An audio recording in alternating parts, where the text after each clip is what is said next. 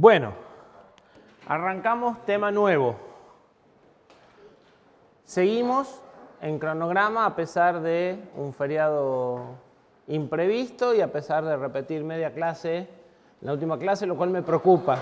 Espero que de verdad entiendan y vayamos tan bien como parece y no que vamos rápido solamente.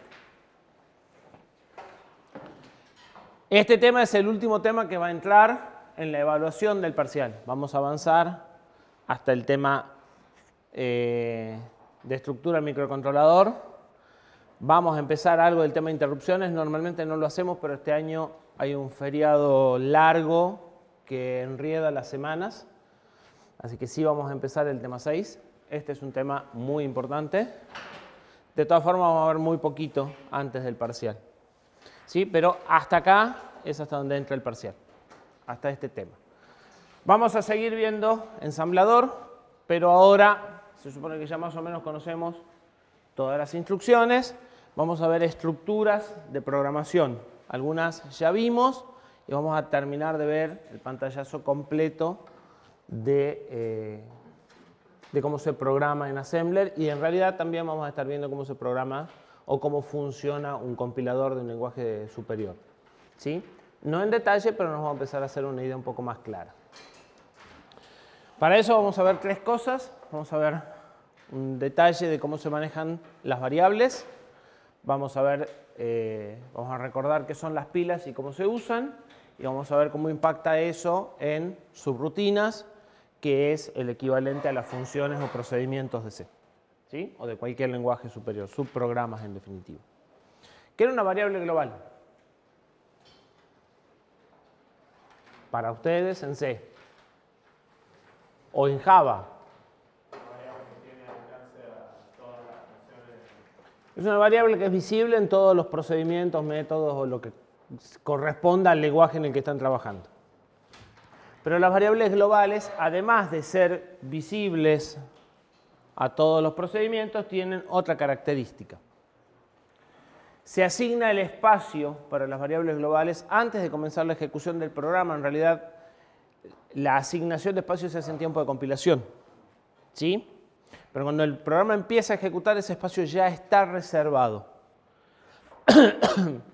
Eventualmente inicializado. Eso ya depende del lenguaje y de cómo lo manejen. Y ese espacio va a permanecer ocupado durante toda la ejecución del programa. ¿Sí?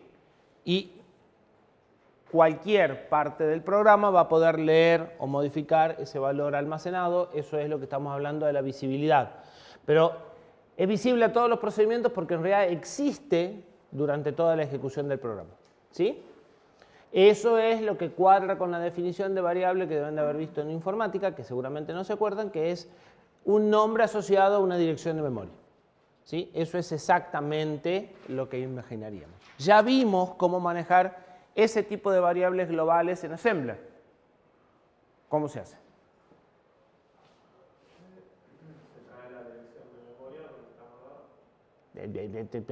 Hay que hacer las dos cosas. Hay que asignarlo y después referenciarlo. ¿Cómo se asigna?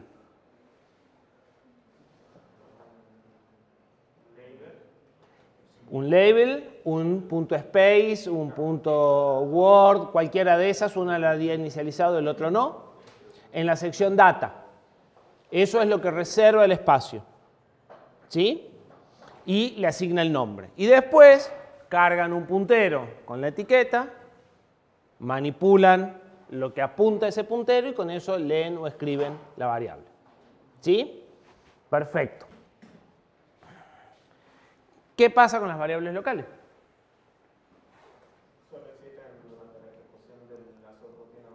Bien, palabra clave. Existen. No es que solo son visibles, solo existen durante la ejecución. Eso quiere decir que se crean en tiempo de ejecución. Las otras se creaban en tiempo de compilación, ¿sí? O en tiempo previo a la ejecución. Perfecto.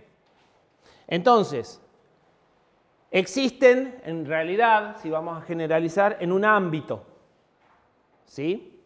Lenguajes más modernos pueden tener variables que solo existen dentro de bucles for, dentro de bucles if, ¿sí? existen dentro de un ámbito, se declaran en un ámbito, en una sección de programa y solo pueden existir y ser accedidas dentro de ese ámbito.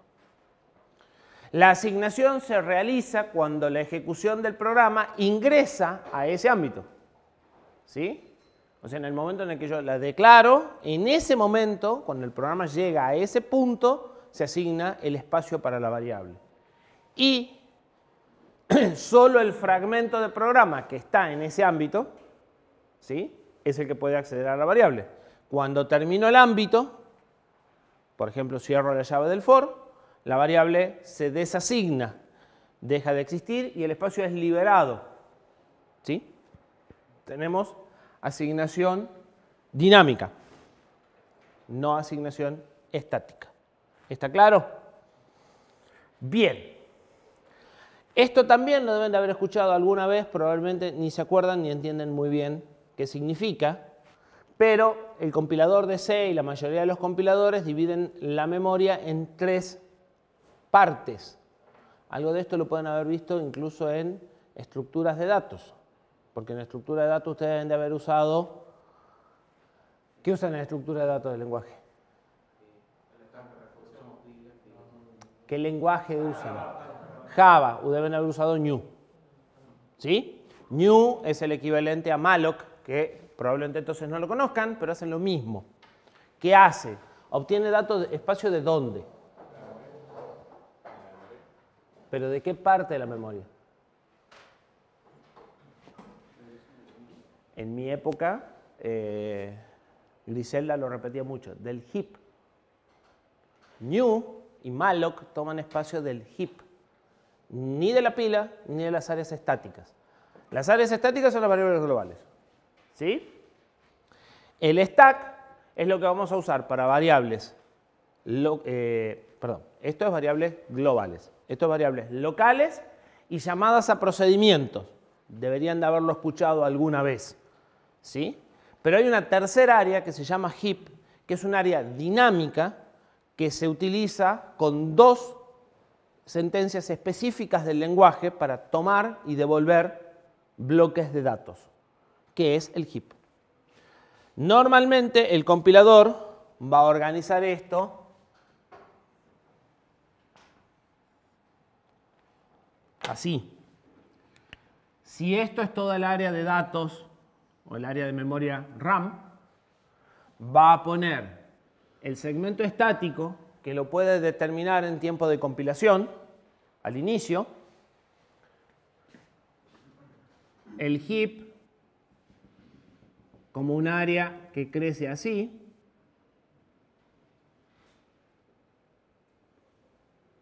y el stack como un área que crece así. ¿Sí? Buscando minimizar las posibilidades de solapamiento. Entonces, ¿qué tenemos acá? Variables globales. ¿Qué tenemos acá? Variables locales y parámetros de llamadas a procedimiento, que es lo que vamos a ver sobre unas diapositivas más adelante. ¿Qué tenemos acá? Bloques de datos que pueden ser pedidos y liberados a partir de instrucciones específicas. En C se llaman malloc, malloc y free. En Java se llaman new y no existe la contraparte porque cuando se destruye el puntero, automáticamente se destruye el espacio referenciado por el puntero. ¿Sí? De eso se encarga el lenguaje y el garbage collector, que es el que va asegurándose de que los espacios de acá que se liberan queden marcados como disponibles. ¿Sí? El garbage collector trabaja sobre esta sección. Esta sección es para que la usen ustedes como quieran, básicamente. ¿Sí? Bien. Entremos un poco entonces en lo que es la pila. Ustedes vieron en estructuras de datos qué es una pila. ¿Qué es una pila? Una cosa redonda con un terminal positivo y un terminal negativo.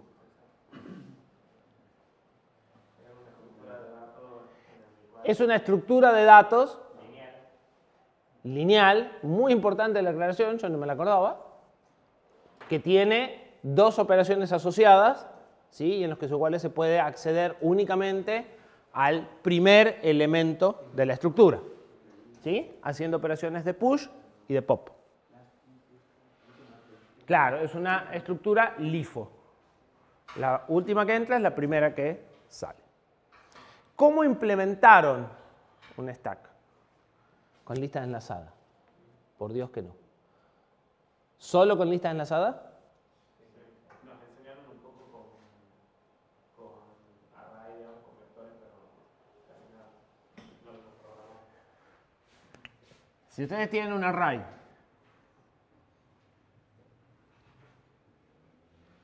y una variable que les dice cuál es el tope de la pila, con eso ya tienen la pila.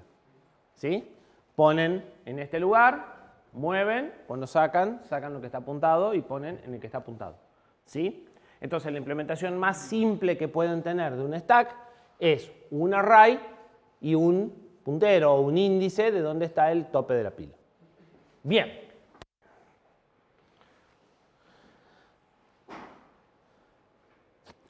Uno de los usos importantes que tiene la pila, que probablemente lo hayan visto, es que se lleva muy bien con los árboles. ¿Sí? Es una estructura adecuada para explorar árboles. ¿Sí? Bien. Y se implementa, una de las formas más simples, un espacio lineal de memoria y una referencia a cuál es el elemento inicial de la pila. En ARM, toda la memoria va a ser de vector. En ARM y en cualquier procesador, ¿sí? A nivel pila de hardware, toda la memoria va a ser nuestro vector. ¿Qué nos está faltando? Un puntero. Bueno, tenemos un puntero. En todos los procesadores van a encontrar un registro que es el puntero de pila, que sirve para señalar el tope de la pila. ¿Sí? En el caso del ARM es un registro del banco, pero podría ser un registro que esté fuera del banco, igual que el PC. ¿Sí? El puntero de pila no es un registro de propósito general en el sentido que ustedes lo pueden usar para hacer lo que quieren. ¿Sí? Es un registro que tiene un propósito definido. En el caso de ARM está dentro del banco de registro de propósito general, pero se debe de mantener el uso reservado a menos que quieran trabajar sin pila, lo cual van a ver que no es, a los fines prácticos no es viable. Pasen nomás. ¿Sí? Entonces, en el caso del ARM, el puntero de pila SP o R13, lo vamos a soler llamar SP, no vamos a usar el nombre R13, señala el último lugar ocupado de la pila. ¿Sí? Y tenemos dos instrucciones en Assembler que no habíamos visto, que se llaman push y pop, que ingresan datos en la pila y sacan datos de la pila. Cuando ingresamos un dato a la pila, el valor de SP se incrementa en 4 porque siempre en la pila se guardan registros de 32 bits. ¿Sí? Si queremos guardar menos, lo habremos cargado en un registro de 32 y habrá parte que es ceros o relleno, pero no importa, se guardan de 32. Algo muy habitual en los procesadores y que ARM cumple, la mayoría de los procesadores hacen esto, no es obligatorio, es que cuando yo pongo datos en la pila, el SP, que es el puntero que me marca el primer elemento de la pila, decrementa. Entonces, el puntero de pila, ya a nivel procesador, está pensado para ir al final de la memoria y crecer en las direcciones bajas. ¿Sí? O sea, sigue este patrón. ¿Por qué? Porque normalmente vamos a tener el heap que crece para el otro lado. El puntero de pila se inicializa durante el proceso de arranque, que es algo que vamos a estudiar más adelante. Cómo le decimos al procesador cómo tiene que arrancar. ¿Sí? Por ahora habíamos dicho que el SP tiene que tener, el PC tiene que tener un valor conocido, que sea la primera instrucción que hay que ejecutar. Otra de las cosas que tendremos que hacer en el reset, además de decirle dónde está la primera instrucción por la que empieza el programa, es inicializar el puntero de pila. ¿sí? Decirle en qué área del mapa de memoria, que si recuerdan hay un montón de pedazos del mapa de memoria que no existen, bueno, en qué área quiero que esté realmente la pila.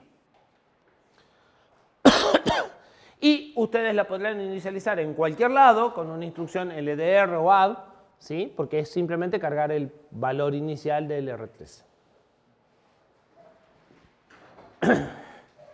Ejemplo, así se despiertan.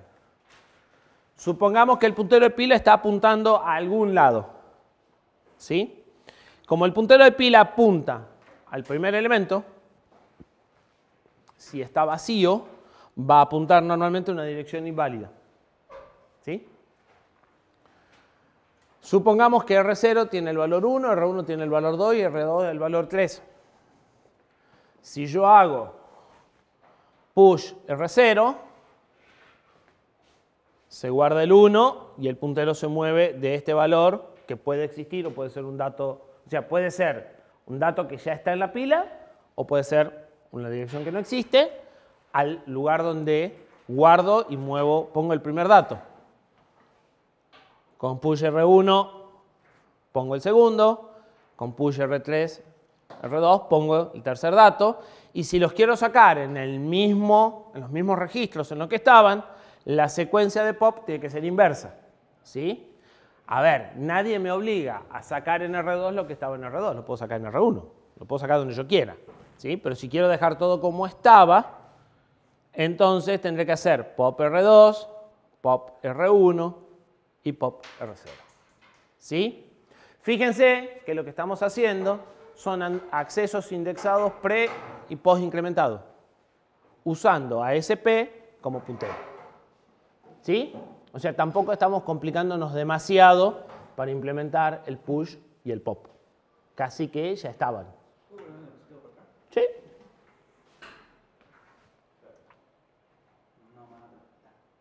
Ahí.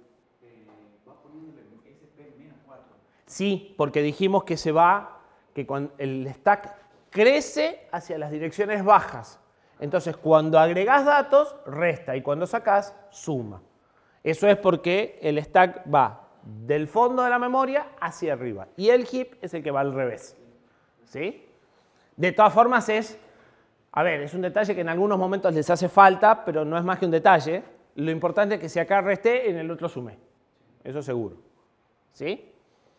Y si apunto al último elemento, acá hago pre-decrementado, primero resto y después guardo, y cuando saco hago post-incrementado. O sea, no solo cambio el signo, sino que cambio el momento de hacer el incremento. Lo hago antes de guardar en una y después en la otra, con un signo en una y con el otro signo en la otra, ¿sí? Pero son accesos indexados, pre y post incrementados.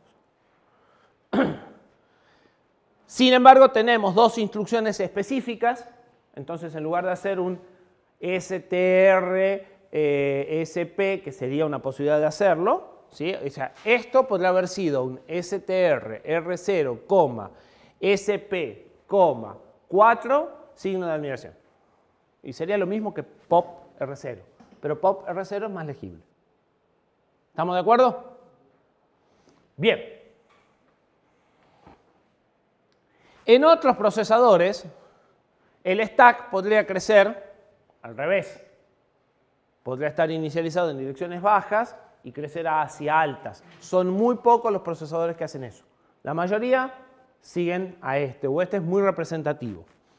El stack podría apuntar al primer lugar vacío o al último lugar lleno. El nuestro apunta al último lugar ocupado, pero podría apuntar al primer lugar vacío. Es lo mismo, ¿sí? Van a cambiar la inicialización. ¿Sí? O sea que los profesores que empiezan apuntando, digamos, de arriba, si yo hago un push, no tiene que quedar abajo el dato que acabo de meter en la pila. A ver, vos tenés dos cosas que son independientes.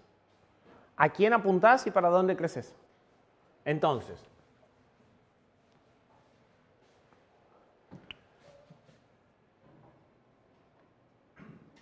si vos apuntás al primer lugar vacío, esto está ocupado, guardás y movés.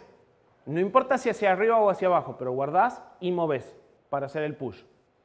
Si vos apuntás al último lugar ocupado, movés y guardás. No importa si es para arriba o para abajo. ¿Se entiende? Tenés 4 posibles combinaciones.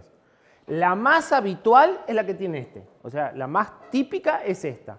Apuntás al primer lugar vacío y decrementás cuando guardas. ¿Sí? Pero hay algunos procesadores que son más originales y dijeron yo voy a hacerlo distinto. ¿Sí? Ya vimos por qué se maneja en forma decreciente. Se maneja en forma decreciente para tener otra área dinámica que se maneje en forma creciente y que tratemos de que no se encuentren. Porque cuando se encuentren, ¿qué va a suceder? Yo tengo una pregunta antes de eso. Sí. Nos surgió la duda acá. ¿En el SP se decrementa solo el SP o tenemos que ponerlo en Assembler Keyboard? A ver, si vos usas la instrucción POP, hace todo. Ya lo hace. Ya lo hace. Podrías reemplazar la instrucción POP por un LDR R0 y usar el modo, o sea, usar el SP como registro índice y un POS incrementado adecuado y harías lo mismo que POP. Pero POP es POP, nada más. Chao. O sea, o tenemos esa instrucción o va a ser esa dos. Exactamente.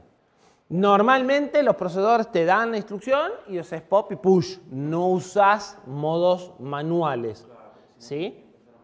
Pero el año que viene van a ver que el procesador que van a estudiar el año que viene no tiene ni push ni pop. ¿Pero qué tiene? Los modos estos, en realidad tampoco tienen los modos preincrementado y postincrementado. Entonces ustedes van a tener que hacer 2 operaciones. Guardar en memoria y mover el puntero. Las van a tener que hacer a las 2 operaciones ustedes a mano. Se puede exactamente igual, digamos, un poco más incómodo, nada más. ¿Sí? O sea, lo único que necesitamos en realidad por parte del procesador por ahora es el puntero de pila. Y, a ver, tampoco es que el puntero de pila haga gran diferencia, porque es un registro más. ¿Sí? Lo que pasa es que vamos a ver que este mecanismo, el procesador lo usa para hacer cosas automáticamente. O sea, el procesador va a hacer push y pop automáticamente en determinados momentos y bueno, ahí sí, lo va a usar usando el registro que él considera que es el puntero de pila. ¿Sí? Por ahora nosotros ponemos a cualquier registro para hacer esto. ¿Sí? Y de hecho, seguro se están preguntando, y mucha utilidad esto no le veo, pero tiene más utilidad de la que creen. Ya llegamos. Bien, primera particularidad de ARM. Esto ya no es tan habitual. Ustedes pueden hacer un push de múltiples registros en una sola instrucción. ¿Sí? Pueden poner una lista. Y la instrucción se va a hacer para cada uno. El push múltiple los guarda en un determinado orden, sin importar el orden en el que ustedes escriban la instrucción. ¿Sí? Y los guarda en orden decreciente, es decir,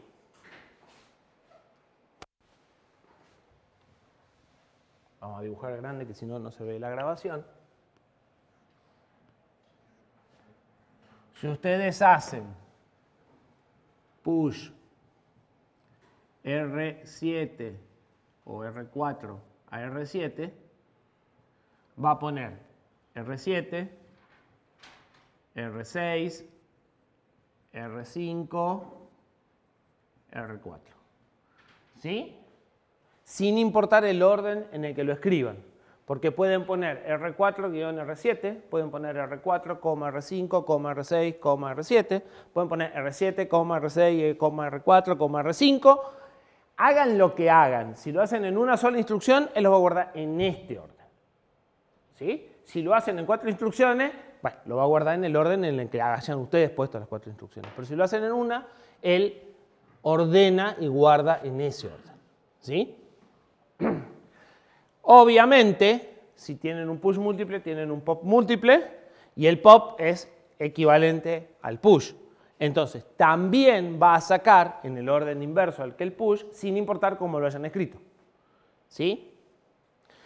¿Qué ventaja tiene esto? Hace el programa más corto porque con un fetch hacen varias escrituras. Entonces, el almacenamiento de registros en la pila se hace más rápido. Y ahí hay ejemplos de cómo pueden escribir. Pueden poner registros individuales separados con coma o pueden poner guiones para especificar rangos, ¿sí? Combinados. No importa qué escriban, él va a ordenar todo lo que hayan puesto en la lista y los va a guardar en el orden predefinido, ¿sí? Bien.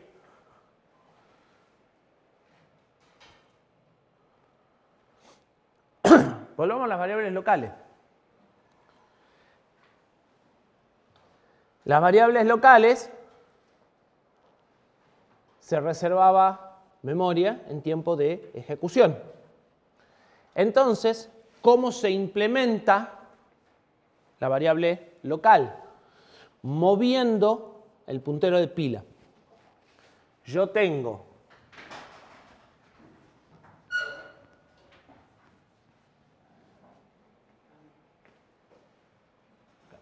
aquí.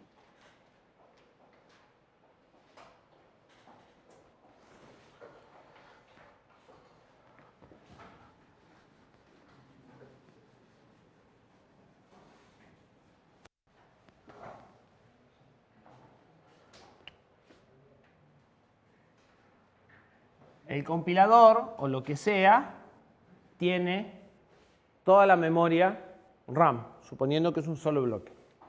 Ella decidió que al principio va a poner todas las variables globales y sabe cuánto ocupa esto. ¿Sí? Y en el caso de nosotros, que no vamos a usar heap, todo el resto queda para stack. Entonces, ¿qué se hace? Se inicializa el puntero de pila aquí. Cuando van apilando cosas, el puntero de pila se va moviendo hacia acá. Si en determinado momento el puntero de pila está acá, se supone que todos estos datos están en la pila. Y todos esos datos no deberían de tocarse. Cuando yo agregue datos en la pila, esto va a crecer, pero todo lo que está por debajo yo no lo toco. Entonces, si yo en este momento hago avanzar a mano el puntero de pila una cierta cantidad, ¿sí? Esta memoria sigue siendo memoria, pero está dentro de la pila, está protegida por la pila. Entonces, si yo conservo este valor como variable y lo muevo, lo que obtengo es un área de memoria única, ¿sí? Para el cual voy a guardar la variable. Entonces, ¿cómo se implementa una variable local? Se genera, o sea, no se hace push, se mueve el puntero para generar un espacio necesario para la variable. O sea, depende del tamaño de la variable, va a ser cuánto me mueva. ¿Sí? Guardo el valor del puntero de pila como dirección de la variable antes de moverme, me muevo esa cantidad de espacio y entonces protejo esa cantidad de espacio, ¿sí? Porque es como que lo tomo de la pila. ¿Se entiende? Entonces, el compilador, y nosotros si queremos seguir lo mismo, si no nos queremos complicar la vida, vamos a tener o las variables globales puestas acá ya definidas, o vamos a tomar espacio de la pila y la vamos a ir haciendo crecer para arriba, lo que haga falta, ¿sí? Y de esa forma vamos a estar seguros que tenemos espacios independientes de datos, ¿sí? ¿Qué es lo que hace falta? O sea, ¿qué problemas podemos tener? Bueno, el primer problema es que si yo creo una variable A y después una B, tengo que destruir la B antes de destruir la A. Porque acá va a estar A y acá va a estar B. ¿Sí?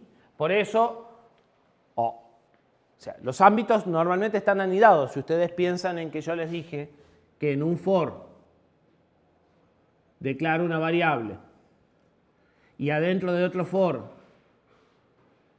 declaro otra variable, bueno, no hay problema. Esta se crea al final, se destruye primero, esta se crea antes, se destruye después. Anda bien esto con este esquema, ¿sí? Y nosotros siempre tenemos ámbitos anidados. Nunca tenemos cosas que hagan así. O sea, nunca tenemos intersecciones de ese tipo. Siempre tenemos intersecciones que se anidan. Entonces no hay problema en ir creando variables e ir destruyéndolas en el orden inverso. ¿Qué otro problema podríamos tener con esto?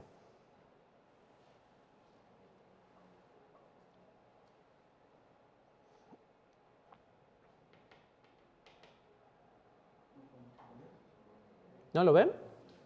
Está ahí dibujado, miren. ¿Qué hay acá? Sí, podemos hacer push porque se va a poner arriba. Si vos dejaste el puntero de pila acá, haces push, se pone acá tu dato. Sí lo tenés que sacar antes de destruir la variable, pero de nuevo, vos los push y los pop los haces dentro de ámbitos. Así que tampoco trae muchos dolores de cabeza. ¿Qué pasa si esto llega acá? Guardamos algo en una variable global y de repente cambió de valor. ¿Sí? Sucede.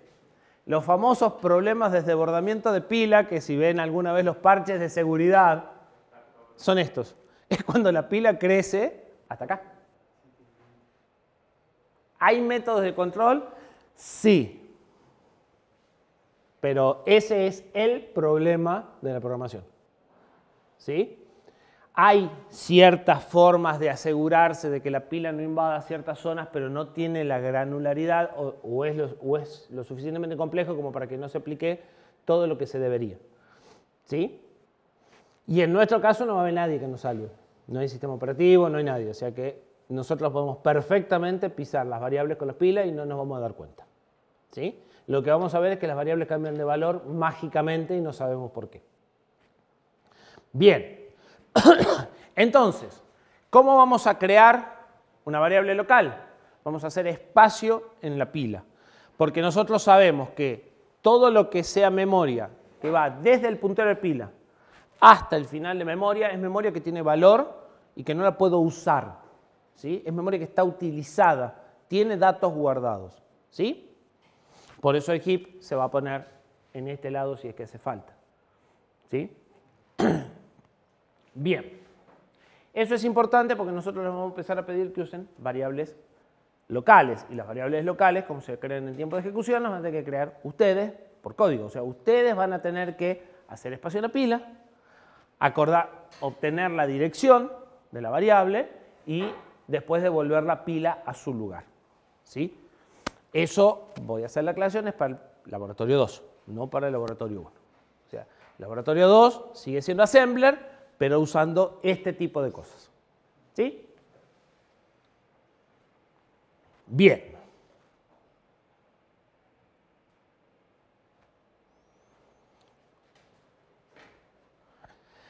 Ventajas. Solo ocupan lugar mientras se utilizan las variables. Puedo tener más variables, ocupar menos espacio. Tengo ocupación y liberación, o alocación y liberación dinámica de memoria. Tengo protección de datos, porque solo el procedimiento que obtuvo el puntero a la variable sabe dónde está la variable. ¿Sí? Entonces, cualquiera podrá ver el dato en memoria, pero no sabe dónde está, porque no sabe cuál es la dirección de inicio de la variable. La dirección la obtiene el que hace el espacio y depende. Y después, si no se la pasa a alguien, nadie más la conoce. ¿Sí?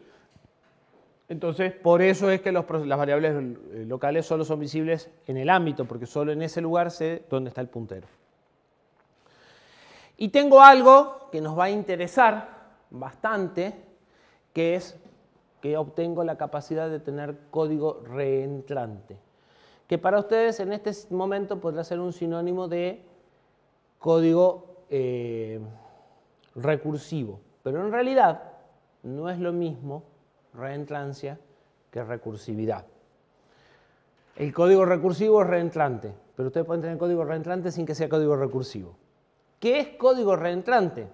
Yo estoy ejecutando un programa y antes de que ese programa haya terminado se empieza a ejecutar una segunda copia del mismo programa.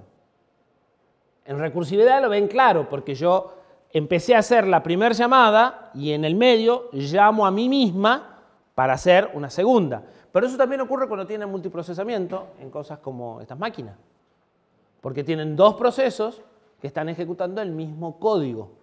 Entonces, el código reentrante es algo muy importante porque se usa cada vez que quieren hacer más de una cosa al mismo tiempo. Más allá de la recursividad que se usa poco. La reentrancia sí se usa.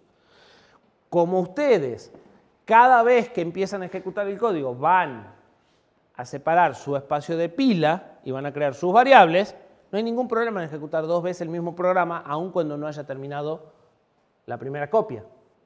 Mientras que si usamos variables globales, sí, porque los dos van a estar compitiendo por escribir en el mismo lugar. ¿Se entiende? Como yo, cuando tengo variables locales, el código se encarga de crear su espacio, usarlo y desocuparlo, no hay ningún problema en que cada uno tenga su espacio creado. ¿Sí? Puedo tener 2 que están corriendo al mismo tiempo y no se van a molestar. Si en cambio usan un lugar común, ese lugar común van a acceder los 2 simultáneamente y sí pueden molestarse. ¿Sí? Entonces, las variables globales generan un problema, todos los datos compartidos, no solo las variables globales, generan un problema cuando tienen código reentrante, o sea, cuando ustedes ejecutan varias instancias del mismo código. Eso es código reentrante. Y la otra ventaja que tenemos, que ya la discutimos, es que tenemos código relocalizable. No me interesa dónde está la pila. Mi variable está del puntero de pila actual, tantos lugares. ¿Sí? En tiempo de ejecución yo tomo el lugar del puntero de pila, lo guardo y esa es mi variable. Entonces, si todo esto se mueve en memoria, no me cambia absolutamente nada. Si esto se mueve en memoria, tengo que corregir todos los accesos, porque ya no lo tengo que buscar en la dirección 1000, lo tengo que buscar en 1001. ¿Sí? Entonces, todo eso hace que prefiramos por lejos las variables locales a las variables globales. Sin embargo, nos vamos a dar con la triste noticia de que las variables globales son indispensables para ciertas cosas. La única forma de comunicación entre 2 procesos es con una variable global, no hay otra. Pero lo vamos a minimizar al uso a lo que no nos quede más remedio. ¿Sí? Cosa que ya escucharon en programación porque les dijeron que de preferencia no usen variables globales, lo que van viendo son las razones de por qué, las razones técnicas de por qué no usar variables globales. Bien, ahora tenemos un problema. O podemos tener un problema. Yo a la variable, cuando yo creo una variable local, la puedo referenciar o la puedo manejar de 2 formas. Una posibilidad es guardar, por ejemplo, en R0, el valor de SP antes de generar el espacio. ¿Sí? Pero eso me obliga a tener un registro R0 con el puntero a la variable. Si tengo varias variables, se me van a acabar los registros.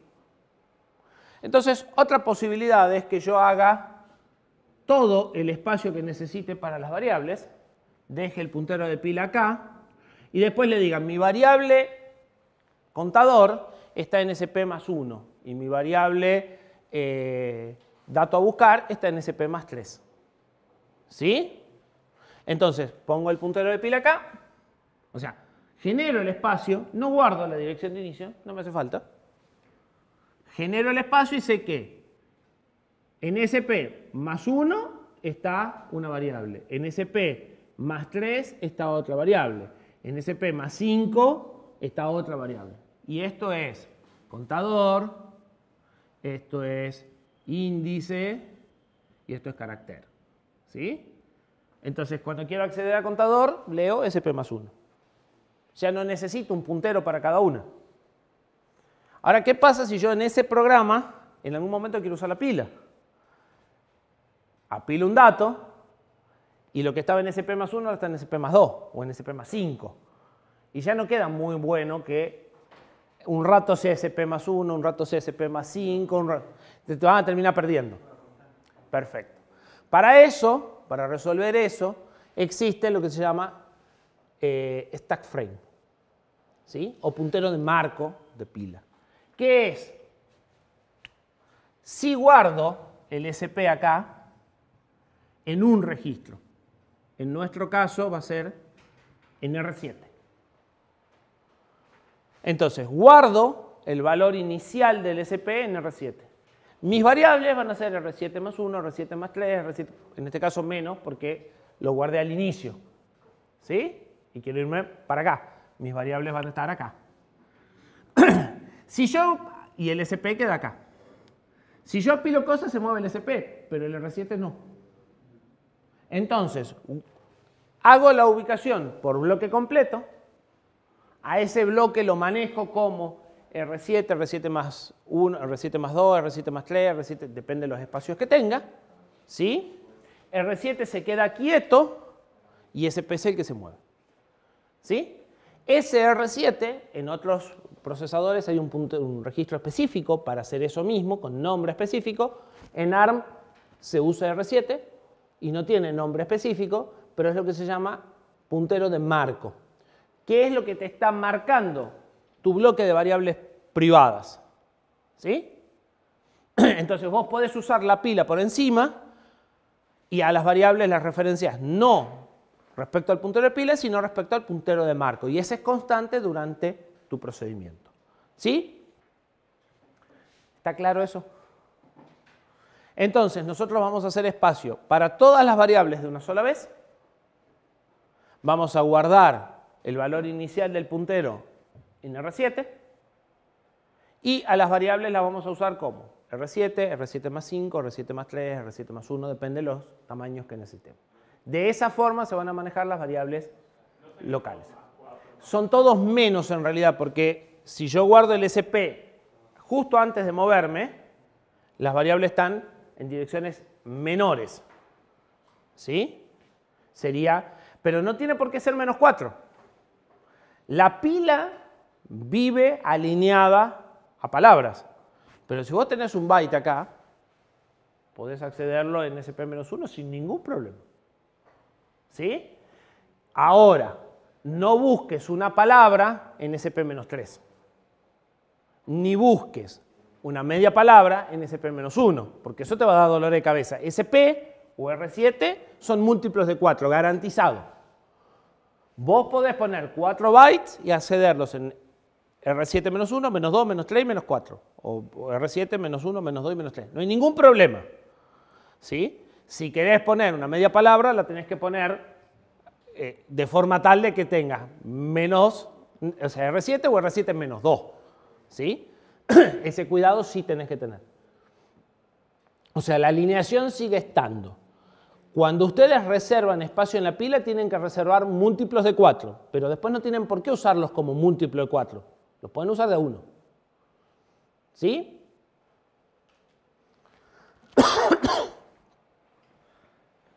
Tienen caras de perdidos algunos. De muy perdidos. Repito algo, ¿se entiende?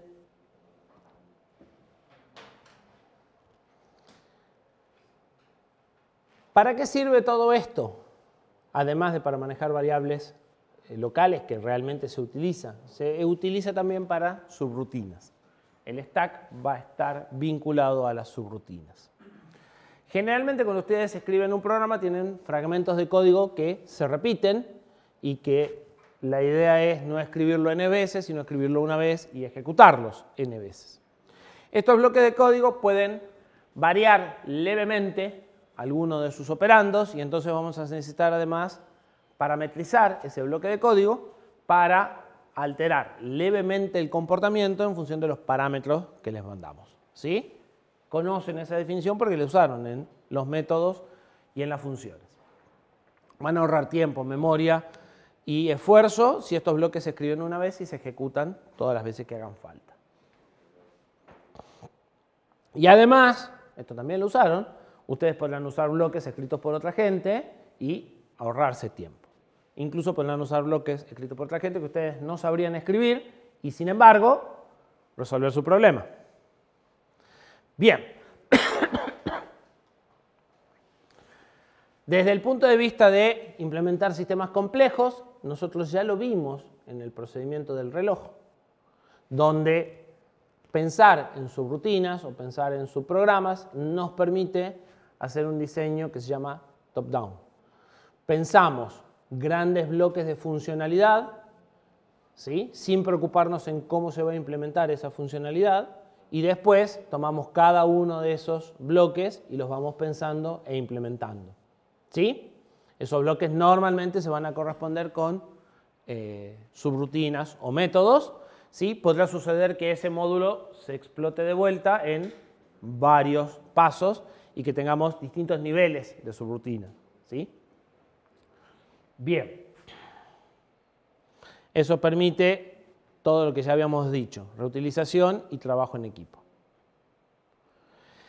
¿Qué necesitan ustedes para implementar métodos o funciones de C? Necesitan que al mismo bloque de código se lo pueda llamar desde distintos lugares, ¿sí? Porque ustedes a la misma función la pueden usar desde distintos puntos del programa. Y cuando el bloque de código termina, tiene que volver al mismo punto al que fue llamado, ¿sí? Si ustedes se ponen a pensar cómo funciona un salto de los que vimos no sirve. Porque el salto le dice, movete de acá a acá. Pero después no le puedo decir, volvé a donde estabas. Algo me falta. ¿Sí? ¿Estamos de acuerdo? Sobre todo si después la voy a volver a llamar a esa misma rutina desde acá y tengo que volver acá. ¿Sí? Porque si fuese una sola llamada, sí puedo usar dos saltos. Salto y vuelvo al lugar donde yo sé que estaba. Pero si tengo dos lugares, ya no puedo volver a dos lugares distintos con un salto. ¿Sí? Entonces, necesito algo que todavía no vimos por parte del procesador. Y que lo tiene que hacer el procesador, el control del procesador. Y además voy a necesitar, esto desde el punto de vista del flujo de ejecución, pero además voy a necesitar formas de pasarle los parámetros, si no, mis subrutinas no me van a servir de mucho.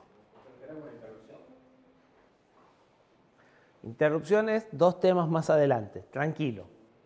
Comparten cosas con las interrupciones. Las interrupciones son llamadas subrutinas por hardware. ¿Sí? Ya lo vamos a ver. Pero usan exactamente este mecanismo. Pero nosotros este lo vamos a usar por software puro. Y después las interrupciones van a hacer lo mismo, pero a nivel electrónico. ¿Qué tenemos? Tenemos un salto especial, que además de saltar, conserva el valor del PC previo al salto, que ese es el punto que nos está faltando. Para poder volver necesito saber qué valor tenía el PC antes de que haga el salto para poder volver a ese lugar. Entonces va a aparecer una instrucción que se llama BL, Branch and Link, que es saltar y enlazar. La instrucción Branch and Link salta, como siempre, a la etiqueta, pero guarda en un registro especial, R14, que se llama Link Register, la dirección de la próxima instrucción a la instrucción BL, porque como el PC ya estaba incrementado, guarda el PC incrementado. ¿Sí? Entonces, el PC es el PC de la instrucción BL. ¿Sí? El PC más 4 apunta a la instrucción que sigue. Eso es lo que se guarda en el registro LR. ¿Cómo voy a volver?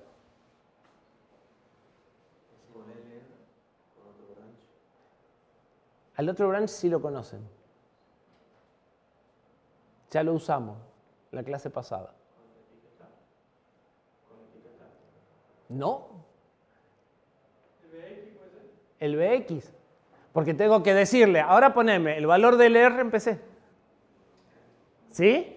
Guardé en LR el valor al que tengo que volver. Para volver simplemente poner LR en el registro PC y volver. ¿Sí? Y eso es lo que hace BX. BX salta a lo que diga un registro. ¿Sí? Entonces, se vuelve con BX. Existe, además de BL, BLX. BL salta una etiqueta. BLX salta a lo que diga un registro. ¿Sí? Entonces, armo la dirección en un registro, como en el caso de un switch o algo por el estilo, y salto a ese valor. O sea, lo que está en el registro lo pongo en el PC. ¿Podría volver con BLX de un salto con BL?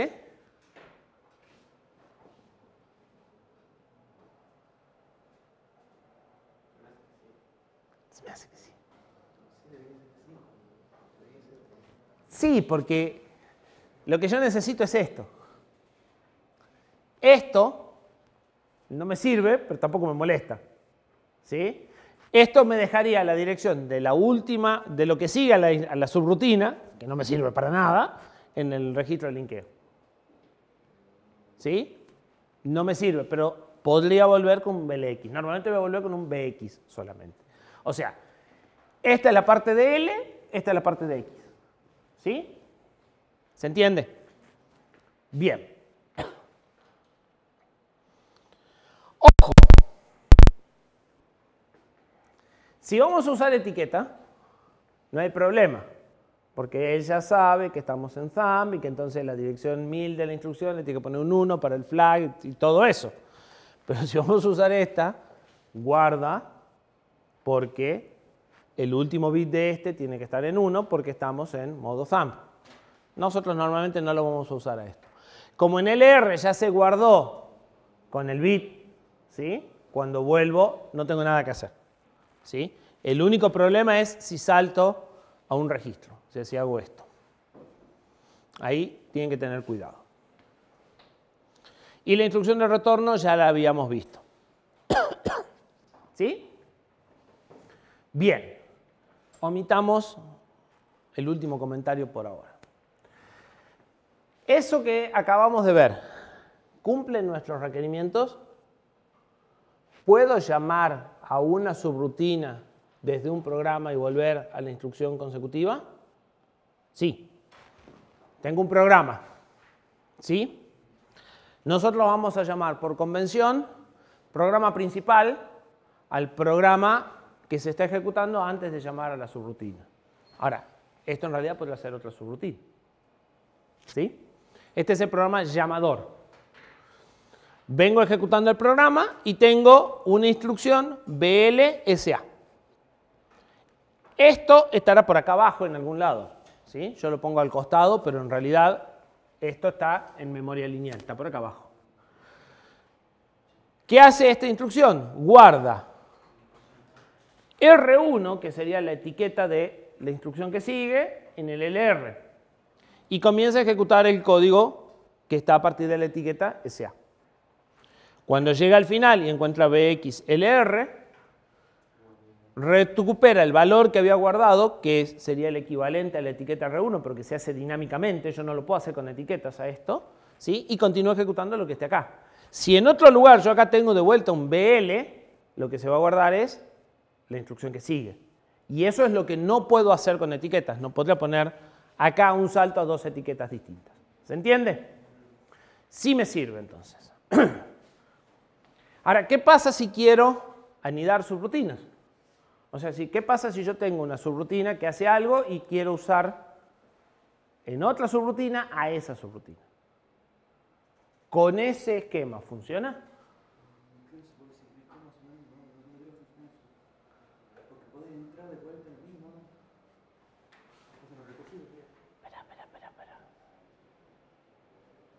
Espera que encuentre el dibujito a ver si nos entendemos. Y si no nos entendemos.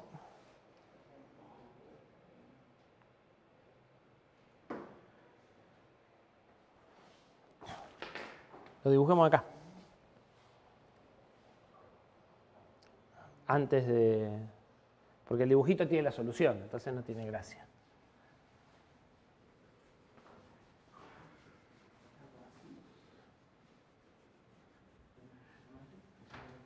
No hay que adivinar, hay que analizar. El ejemplo de recién era C1, R1, BL, SA. ¿Sí? Por acá abajo, en otro lado, teníamos SA, BX, LR. Pero ahora yo tengo una SB.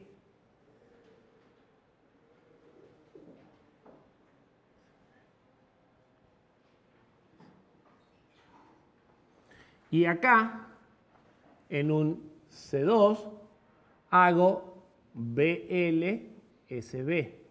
Y quiero volver O sea, yo quiero que de acá vaya acá, de acá vaya acá, de acá vuelva acá, porque es el punto en el que fue llamada, y de acá vuelva acá.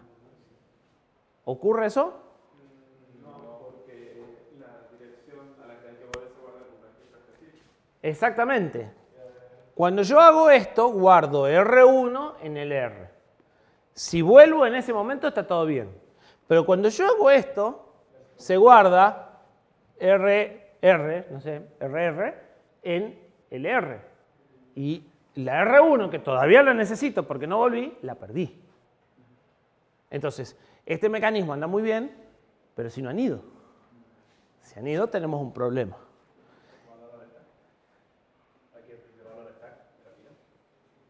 ¿Quién podrá salvarnos? El stack.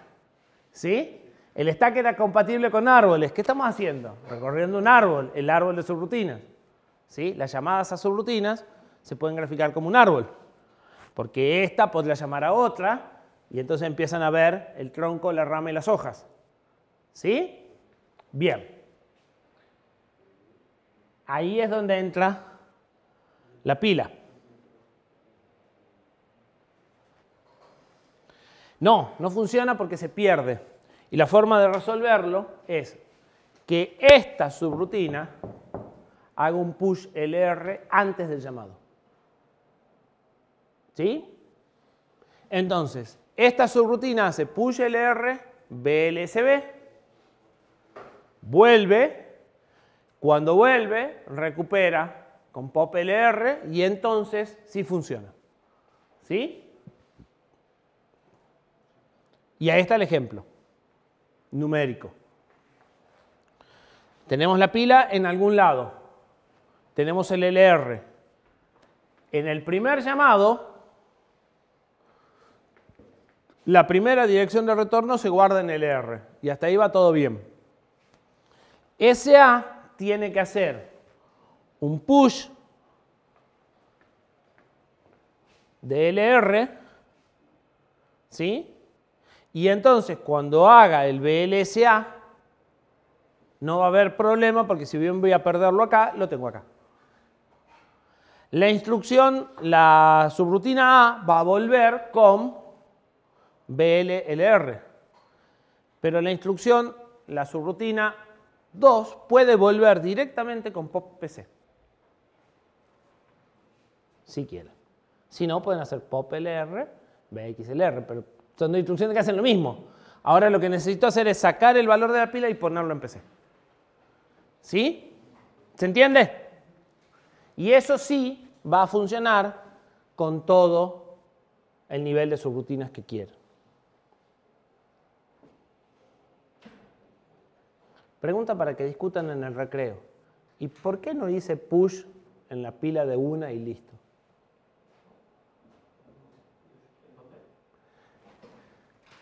¿Por qué no guardo el dato en la pila de entrada?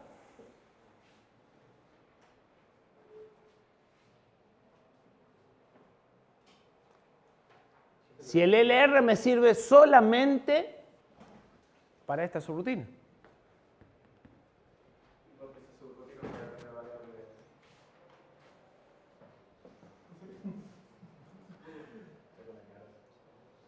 Vayan a descansar y después discutimos. Porque la mayoría de los procesadores viejos lo que hacen es guardar la dirección de retorno en la pila automáticamente. O sea, el procesador hace push PC acá. Los procesadores más nuevos hacen esto.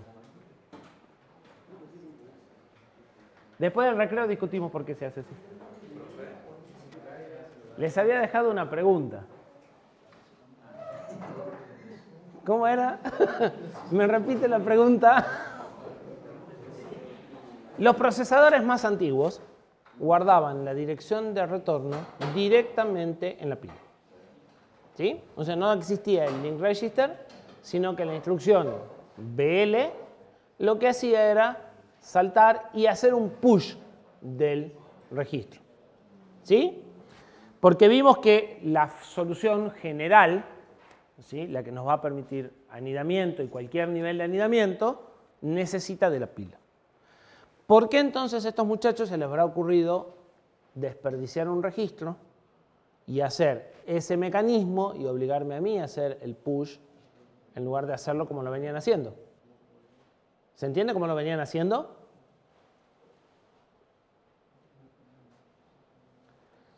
La instrucción BL de una PC lo que hace es saltar y hacer push de PC.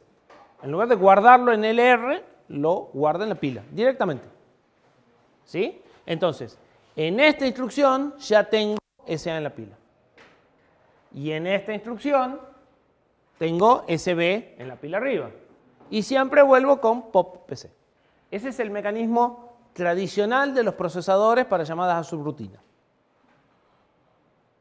Y en algún momento alguien dijo, no, vamos a poner un registro. Vamos a guardar el dato en un registro y después que, si quieren anidar, alguien se encargue de guardarlo en la pila. Porque para anidar necesito pila. ¿Por qué habrán hecho ese cambio? ¿Para complicarnos la vida? Podría ser, pero no creo que sea el caso. ¿Mejor tiempo de ejecución? ¿En qué sentido? Que demoraría menos accediendo al registro que sacándolo de la pila. ¿Están todos de acuerdo en que guardar la dirección de retorno en el registro es más rápido que guardarlo en la pila? Pero me dicen que no. ¿Sí o no? ¿No está seguro? Bueno, listo. A ver, analicemos. Para guardar algo en memoria yo necesito generalmente por lo menos un T para completar la operación de lectura. Y para leer la instrucción necesito por lo menos otro T. El mínimo tiempo de ejecución de una llamada subrutina que guarda en la pila sería probablemente 2T. Mínimo. Ahora, para guardar algo en un registro normalmente no necesito un T. Lo puedo hacer solapado, ¿sí? Porque los registros son 10, 50, 100 veces más rápido que la memoria. Entonces, el BLLR o el salto que guarda en el R probablemente lo puedo resolver en un T. Sí, bajé de 2T a un T o bajé a un 50% o un 100%, depende de cómo lo quieran contar. ¿Sí? Es más rápido y es casi el doble de rápido. Pero solo me sirve en esta subrutina. Ahora tengo 1 para hacer el BL, más 2 para hacer el push. Subí de 2 a 3.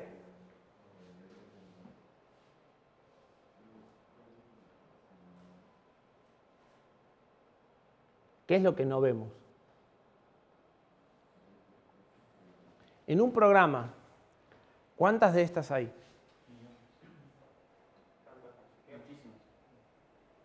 ¿Cuántas de estas? Esto es una rama de un árbol. ¿Esto qué es del árbol? ¿Qué hay más? ¿Hojas o ramas? Hojas. Porque esta puede llamar a varias hojas. Y esta puede llamar a una que puede llamar a varias hojas. ¿Sí? Como mínimo vas a tener una hoja por cada rama. Pero lo probable es que tengas más de una. ¿En dónde ahorro tiempo? En todas las hojas, que son un montón. No ahorro tiempo en una, ahorro tiempo en todas las llamadas a hojas. ¿Sí? Sacrifico unas pocas subrutinas complejas que dependen de otras, ¿sí? Pero en cualquier hoja, en cualquier llamada a hoja es donde gano tiempo y tengo muchas hojas. Entonces, por eso se usa este mecanismo, porque este mecanismo optimiza las llamadas a hojas y tengo muchas subrutinas hojas. En ese diagrama no se lo ve, pero si ustedes arman el árbol de decir, mi programa usa la subrutina A y la B, la A la usa esta y esta, la otra la usa esta y esta, que de hecho está en el mapa de compilación, lo que pasa es que no vamos a hacer programas tan grandes, van a ver que de estas hay un montón. Y en esas llamadas es donde optimice mucho. ¿Sí? Otro detalle. Ustedes, cuando están escribiendo la subrutina, saben si esa subrutina es hoja o no. Si es subrutina hoja, lo único que hace es terminar con BXLR. Si no es subrutina hoja, tiene que guardar el LR y terminar con POP-PC. ¿Sí? Entonces, cualquier subrutina que no sea hoja, que llame a otra subrutina en su transcurso, tiene que ser responsable de guardar el LR. Fíjense que si es una subrutina que llama varias, lo puedo guardar una sola vez al inicio y terminar con POP-PC al final. No voy a pagar esta penalidad cada vez que llamo una subrutina, pues yo lo que necesito guardar es mi dirección de retorno. ¿Sí? Entonces, normalmente este push lo vamos a encontrar acá arriba. Una subrutina que no es hoja, lo primero que hace es guardar la dirección de retorno, llama a todas las subrutinas que quiera, sin mayores problemas, y termina con POP-PC. Y las subrutinas hojas no hacen nada y terminan con BXLR. ¿Sí? ¿Está claro eso? Entonces, cambiamos un poquito el patrón de programación y ganamos velocidad en todas las llamadas a hojas. Bien. Tenemos resuelto una parte. Acá había una pregunta que vale la pena remarcarlo una vez más. ¿Qué pasa si la subrutina se olvida de guardar el LR? ¿O qué pasa si esta subrutina hace un push de algo por acá y se olvida de hacer el pop?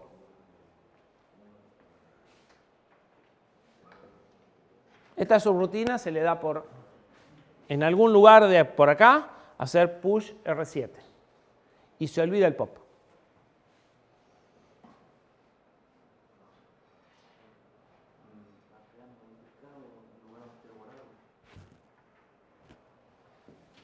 Dibujos. Cuando traten con la pila, apóyense en dibujos.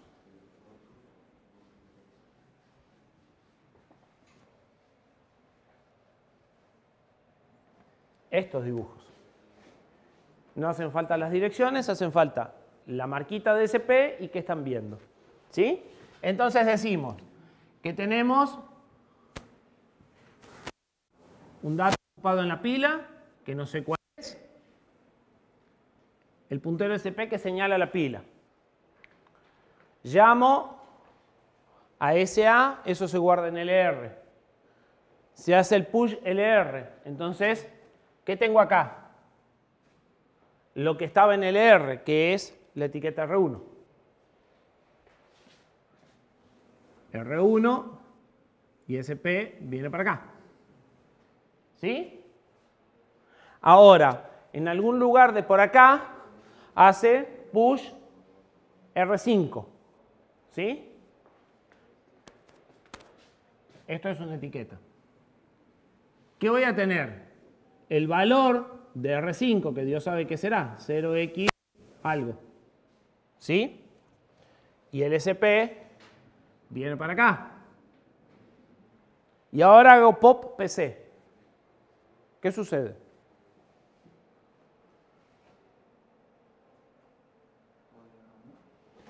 Este valor numérico, que no sé qué es, se carga en PC. ¿Y PC qué hace? Asume que esto es una dirección y va a buscar la instrucción. Si tenemos suerte o mala suerte, no sé cómo describirlo, esa es una dirección de memoria que existe. Y si tenemos mucha suerte, por ahí hasta hay un pedazo de programa ahí. Seguro que no es el que nosotros queríamos. ¿Sí? De ahí, ¿qué variantes hay? Esto es una dirección de memoria, pero apunta un dato. Y yo leo un dato y lo interpreto como si fuera una instrucción y la trato de ejecutar. O mejor todavía, esto ni siquiera es una dirección de memoria válida. En cualquier caso, el programa se cuelga. O sea, en cualquier caso, el procesador probablemente va a llegar a una situación en la que va a decir, la instrucción que está tratando de ejecutar no existe. O sea, algo no anda bien. Y a veces hasta las ejecuta. O sea, a veces hasta invocamos cosas que parecen instrucciones, pero claramente no hace lo que nosotros queremos. ¿Sí? O sea, el procesador no tiene forma de distinguir si esto es la dirección de retorno o es algún dato que ustedes pusieron en la pila. En la pila está todo. Si ustedes no manejan la pila como corresponde, el programa se les va a perder que da gusto. Y les aseguro que se les va a perder que da gusto. ¿Sí? Entonces, tienen que ser muy prolijos en cómo usan el stack. Porque encima acá en el medio podemos variables locales. ¿Sí? Ustedes podrán haber puesto la dirección de retorno y podrán haber hecho espacio para sus variables locales del procedimiento. La regla del stack es muy simple, tienen que dejar todo como lo encontraron. Por eso es importante el gráfico, para ver en qué momento van poniendo cosas y en qué momento las sacan. ¿Sí? Dibujito simple. Les va a ayudar a ustedes y nos va a ayudar a nosotros a corregir también. Hay que hacer un uso balanceado. Si hacen push, tienen que hacer pop. Lo tienen que hacer en orden contrario. Si asignan espacio para variables locales, tienen que desasignarlo. Si el espacio lo asignan después de hacer un push, tienen que desasignarlo antes de hacer un pop. ¿Sí? Entonces, todo lo que hacen lo tienen que deshacer en orden inverso, en el mismo ámbito, en el mismo bloque de código en el que están trabajando. No lo pueden dejar para después. ¿Sí? Eso es fundamental. No pueden hacer push o pop fuera del área asignada. O sea, ustedes no tienen que manipular el stack pointer. Lo tienen que mover hacia arriba o hacia abajo tantos lugares, pero no cambiarle el valor. El stack pointer siempre se usa en forma relativa. Le sumo 3, le resto 3, le saco 5, le pongo 5. ¿Sí? Se supone que estamos en un área RAM y se supone que no vamos a salir nunca del área RAM. En nuestro procesador, gracias a Dios, tenemos mucha memoria, es imposible que desborden la pila. ¿Sí? Quien configuró eso ya lo puso en un lugar seguro. Ustedes solo deben de moverse dentro de las áreas que van asignando.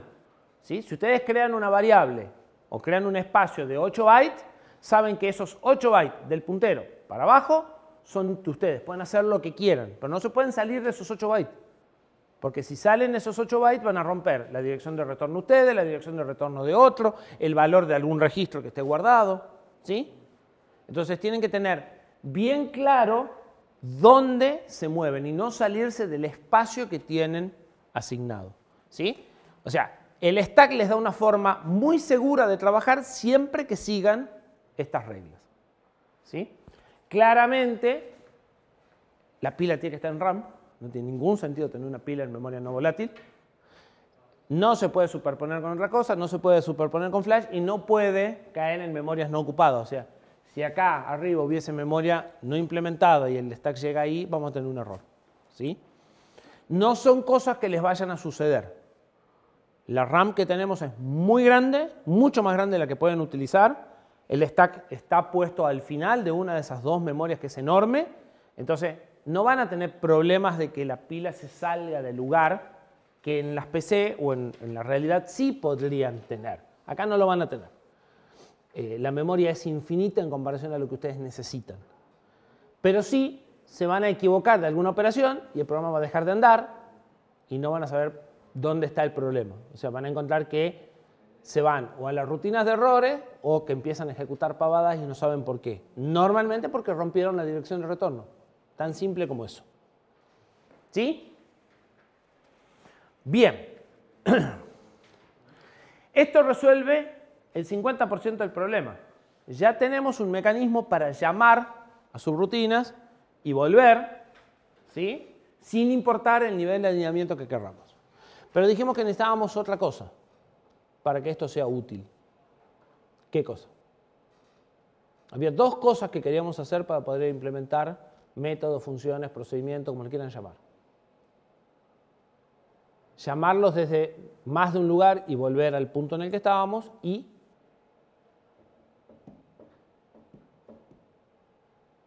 se me están durmiendo.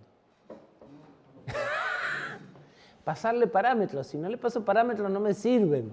Si yo no puedo decirle, pero ahora es 4 y ahora es 3, me sirve, pero de muy poco.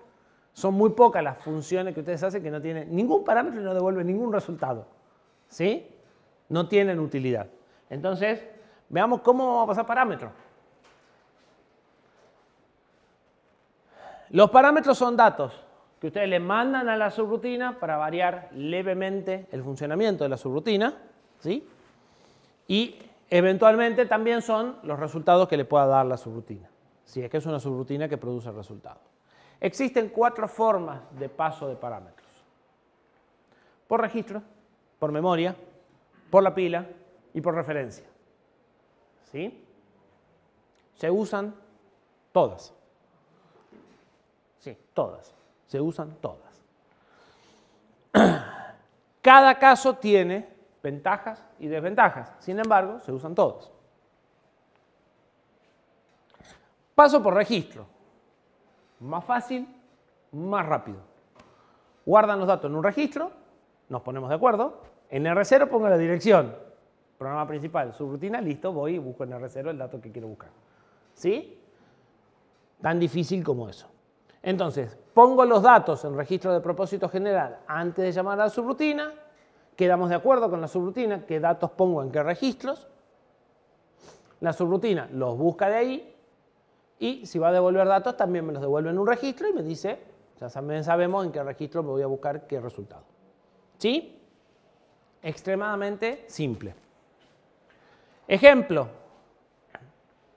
Operación suma o subrutina que suma 2 números. Si los voy a pasar por registros, puedo decir que el primer número está en R1, el segundo número está en R2 y el resultado tiene que volver en R0.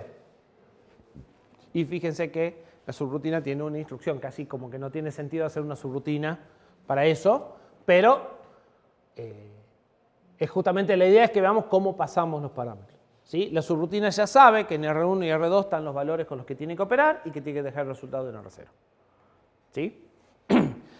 Piensen que cuando escriben subrutinas arman lo que se dice a veces un contrato.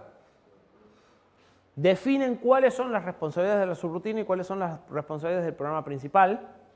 ¿Sí? Dónde va a poner los datos del programa principal, dónde los va a encontrar y qué espera encontrar. ¿Sí?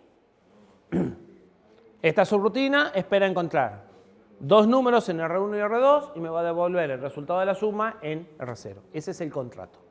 ¿Sí?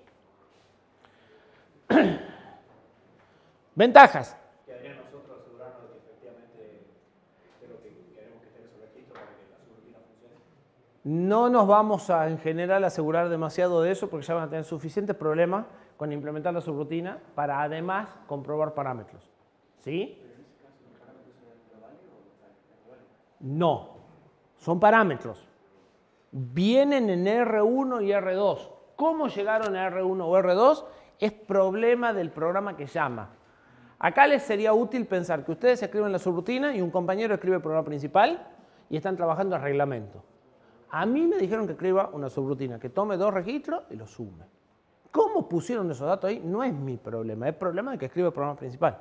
Y el programa principal va con la misma postura. Yo tengo que poner los 2 números que quiero sumar, llamo la subrutina y lo encuentro sumado. ¿Cómo lo hace? No me interesa. Esa división de responsabilidades es fundamental, aun cuando ustedes escriban las 2 partes. Pero va a suceder en el laboratorio que nosotros le vamos a dar una subrutina que le vamos a decir, si vos me pasás en el registro R1 el valor 1, yo prendo el LED rojo. Y si me pasás el valor 2, yo prendo el LED verde. Entonces llamamos una subrutina donde en R1 me pasás 1, se prende rojo, 2 se prende verde, 3 se prende azul. ¿Sí? ¿Y cómo hacen? No sé. Ni tienen el código fuente la subrutina. La llaman, pongan el valor, la llaman y hace lo que quiere. Problema de otro. ¿Sí? Cuando yo les pida que escriba la subrutina, muchas veces no le voy a pedir que escriba el programa principal. Entonces ustedes tienen que hacer esto. Alguien se habrá encargado de ponerme los números que quiero sumar en los registros. ¿Los números son variables globales? No. Están en los registros. ¿Sí? Son parámetros de la subrutina y están en el registro. La diferencia entre esto y lo que venimos haciendo es sutil. ¿Cuál es la diferencia? Que esto es un fragmento de código independiente. Yo lo llamo y vuelve con el resultado. Antes estas mismas instrucciones estaban metidas acá. Pero antes era un programa monolítico y ahora tengo un programa que tiene un programa y una rutina. Y esta rutina podría estar en otro archivo y la podría reusar n veces. Esta es muy tonta, pero lo podría hacer. ¿Se entiende? Entonces, esta subrutina tiene que ser autocontenida. Tiene que partir de un punto conocido, que son sus parámetros, y devolver un resultado conocido también a través de parámetros. ¿Sí? Y el programa principal será el que se encargue de adecuar esos parámetros, o sea, de preparar los parámetros y de obtener el resultado y nada más. ¿Sí? El programa principal puede ser otra subrutina que hace algo más complejo. ¿Estamos de acuerdo en ese punto? Es algo que también creo que muchas veces los han enriado. ¿Sí? Bien. Lo saben porque ya lo hicieron en programación. Lo que pasa es que acá están viendo todo el código junto y es como más fácil perderse. ¿Sí? Ventaja del paso por parámetro. Del paso de parámetros por registro.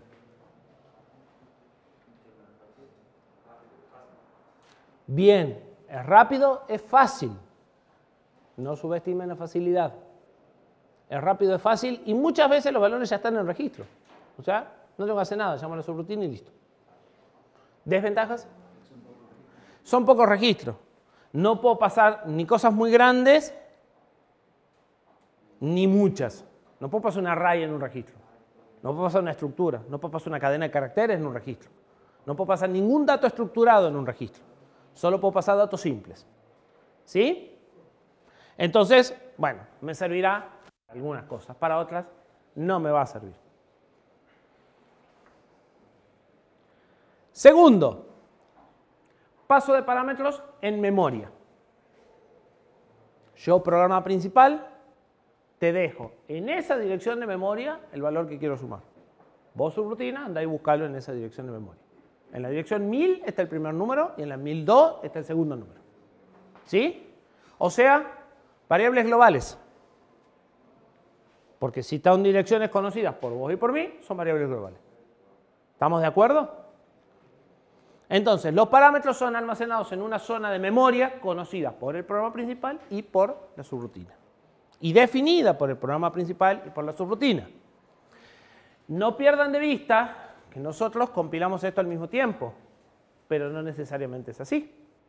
Esto podría estar en otro código, en otro archivo S, y podría estar compilado en otro momento. Es más, podrían no haberme dado el código fuente, podrían haberme dado el código objeto. ¿Sí? O sea, ya me podrían dar el binario ejecutable sin darme el código fuente. La stdlib es eso. Son rutinas ya en assembler precompiladas. ¿Estamos de acuerdo? Nosotros vamos a escribir las dos cosas juntas, pero cuando hablamos de subrutina no necesariamente escribimos las dos cosas juntas. Ni las escribe la misma persona. Es el equivalente entonces a utilizar variables globales. Vamos con nuestro programa de suma. Ya se enredó. Tengo que generar el espacio para las variables. Yo necesito sumar dos números y obtener un resultado de 4 bytes. Necesito 12 bytes. ¿Sí? Voy a generar un bloque de 12 bytes directamente. Podría generar 3 bloques de 4 y darles nombre a cada uno, pero en realidad, como esta rutina siempre toma 2 y devuelve 1, ¿sí? Y esta rutina siempre suma los dos primeros y devuelve el dato en el tercero, uso un bloque de 12. ¿Sí? El programa principal debe poner los números que quiere sumar en ese bloque. Para eso apunta a la dirección. Al primer número lo guarda en la primera dirección, al segundo número lo guarda en la segunda dirección y llama a la subrutina. ¿Sí? La subrutina, fíjense que no recibe nada explícitamente, está implícito. Sabe que lo tiene que buscar en base. Apunta un puntero a base, recupera el primer número, recupera el segundo número, lo suma y lo guarda en el tercer hueco. Y entonces, cuando vuelvo de suma, acá el programa principal podría volver a apuntar a base y leer el dato, el resultado del tercer hueco. ¿Sí? El parámetro se puso simplemente, este lo pone en esa dirección de memoria y este lo busca en esa dirección de memoria. ¿Sí? Y usamos memoria. Ventajas. Puedo pasar a algo tan grande como yo quiera. ¿Sí? Ese bloque puede ser tan enorme como yo quiera. Y las variables globales andan perfecto. Desventajas.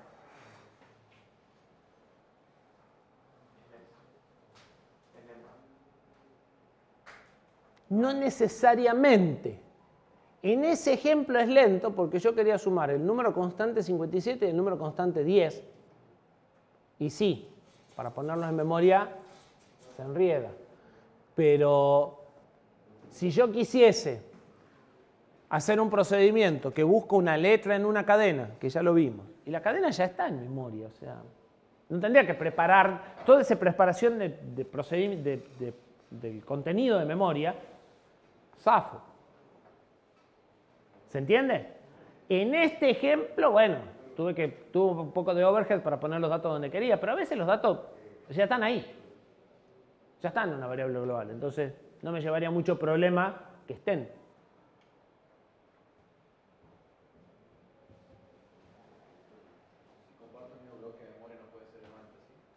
¿Qué pasa si yo tengo dos subrutinas que se anidan y usan el mismo bloque? O sea, si yo necesito, supongamos que tengo una subrutina que busca una letra en una cadena que está a partir de la dirección cadena. Y después yo tengo una subrutina que corta la cadena. ¿Sí? Y quiero usar la que busca dentro de la que corta. No puedo, porque lo que está usando una todavía no lo termino de usar y lo quiero empezar a usar la otra. ¿Sí? Y ahora piensen que esta librería la quieren poner en una biblioteca, o sea, la quieren compilar antes de saber cuál es la dirección base. Se puede, queda en el linker y se linkea después, pero ya empiezan los problemas. ¿Sí? Si yo quiero reusar esta librería, la quiero usar muchas veces, las variables globales son un trastorno. No tengo código realocable, no es tan fácil mover algo que está compilado. Si yo estoy escribiendo las dos cosas juntas, bien. Pero si quiero que esto sea una librería que la puedo usar, la puedo vender, o que quiero usarla de otro, se empieza a enredar. No, vos tenés que poner la dirección 1.000.000, dice tu librería. Y vas a buscar la librería del que hace otra cosa y dices, no, yo también la quiero en 1.000.000. Ah, listo, no puedo usar las dos librerías juntas. ¿Sí? O sea, es muy probable que empiece a tener desperdicio de memoria, porque vos me pediste 1.000.000 para una librería, para una función y 1.000.003 para otra, pero la otra no la uso, pero la tengo que dejar reservada igual. ¿Sí? El esquema de asignación de memoria es muy complejo, sobre todo si yo quiero tener funciones que me las llevo de un proyecto a otro, o sea, o que ya están precompiladas. ¿Sí? Ahí empezamos a tener serios problemas para que este esquema sea sostenible. Entonces, las desventajas es que las referencias son fijas. ¿Qué quiere decir fija? Es la dirección 1.000.000. No se puede cambiar. Entonces, empiezan a haber conflictos. Cuando esto quiere escalar, no escala bien. ¿Sí? Y puedo tener conflictos de que dos subrutinas usan las mismas direcciones, puedo tener conflictos de que desperdicio direcciones porque le asigno unas a cada una, o puedo tener conflictos de que no se pueden llamar entre sí porque, o sea, tengo una subrutina que se llama de dos lugares, esta lo tiene que poner en uno y esto tiene que poner en otro lugar, y no puedo. ¿Sí? Entonces, esto tiene un problema de escalabilidad cuando queremos ir a proyectos grandes y cuando queremos que estas subrutinas las usemos en múltiples proyectos al mismo tiempo, que es algo más allá de lo que vamos a hacer en el laboratorio, pero que sí lo usan ustedes cada vez que compilan en C, por ejemplo. ¿Sí? Bien. Cortemos acá. La clase que viene repasamos algo de esto y vemos los últimos dos formas de pasar parámetros. Este es el método que menos se usa. ¿Sí? Se usa, pero con una variante que son, el último, que son referencias no fijas.